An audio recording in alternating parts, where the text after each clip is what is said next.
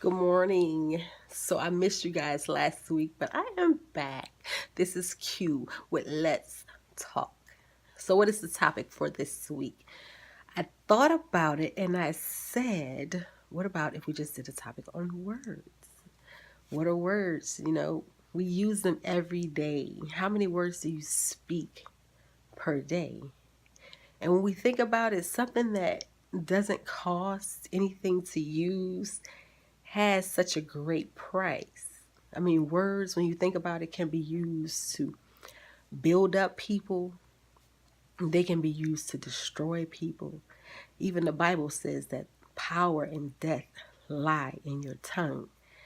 And it's something so profound when we think about words and the way that we use them.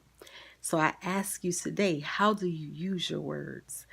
Last week, I was in my car driving my kids to school, and my son said something very nasty to my daughter, and immediately I just looked at him and I thought,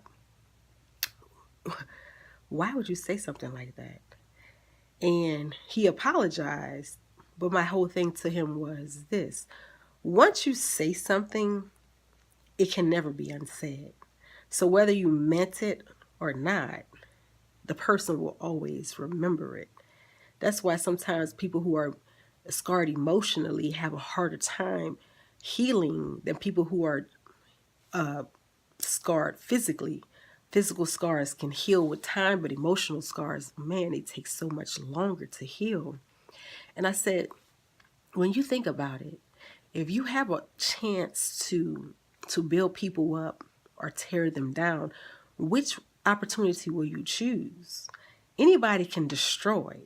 If you tell me, Q, go outside and tear up your car, I can go out there with a crowbar. I can take it out all the windows. I can slice the tires. I can pour, stuff all over the engine to make it not work properly. And then if you came back to me 20 minutes later and say, okay, now go out there and fix it, I just don't have those skills to do that. I can't build it back up. So it's not any talent in tearing people down. There's no talent in that. And that's not to say that every time you have a conversation with someone, that everything that you say to them is going to be lullabies and soliloquies and beautiful sonnets, because sometimes the truth is ugly and you have to just tell it how it is. But there's a difference between giving people and telling people what they need to hear and just being real nasty. And I feel like nowadays people always, well, I'm just keeping it 100. I'm just being real. I'm just telling it how it is. Yes, you can tell it how it is. You can tell the truth and you can say what you need to say. And it is not always going to be, you know, something someone wants to hear, but you don't have to be that person to tear somebody down. I mean, think about it. And I find that these people who are always the ones out here, oh, I'm just keeping it 100. Those are the same people who are the most sensitive, because if you came at them the same way, their feelings would be crushed. Because I've had it happen. Someone said something to me, oh, we doing this, huh? And you go back and forth. And then when you say something like that to them, they shut down. And it's like, oh, you hurt my feelings. Oh, you didn't have to go there. Oh, but I thought we were there. See, I have the map on there. I actually drew it up.